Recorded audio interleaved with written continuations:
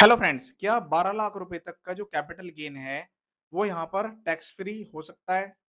जी हाँ, यहाँ पर जो है इनकम टैक्स में जो कैपिटल गेन है, वो यहाँ पर 2 तरीके से आपको राइज़ हो सकता है। एक तो लॉन्ग टर्म कैपिटल गेन और एक शॉर्ट टर्म कैपिटल गेन।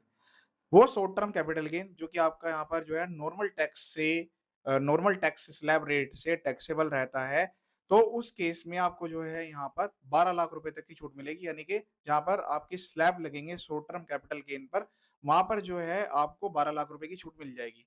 इसके लिए एग्जांपल होता है जैसे कोई पर्सन यहाँ पर गोल्ड या सिल्वर में डील कर रहे हैं या फिर कोई प्रॉपर्टी की ट्रांज़ैक्शंस कर रहे हैं, वो short term capital gain earn करते हैं, तो उनको यहाँ पर जो है 12 लाख रुपए की छूट मिल जाएगी, उनको 87 की रिबेट मिलेगी।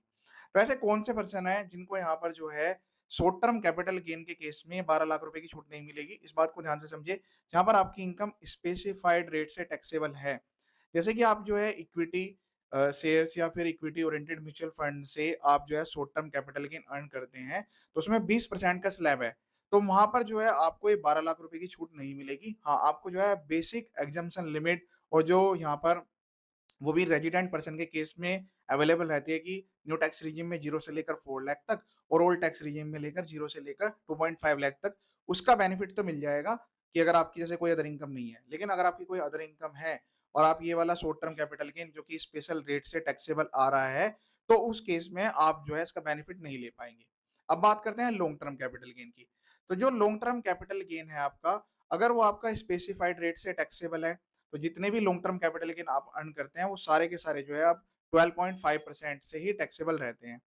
तो उस केस में आपको जो है 12 लाख रुपए की छूट का बेनिफिट नहीं मिलेगा। वो आपका किसी भी टाइप का हो सकता है, इक्विटी ओरिएंटेड म्यूचुअल फंड्स या फिर आपका जो है गोल्ड, सिल्वर या फिर रियल एस्टेट यानी कि प्रॉपर्टी की ट्रांज़ैक्शंस हैं।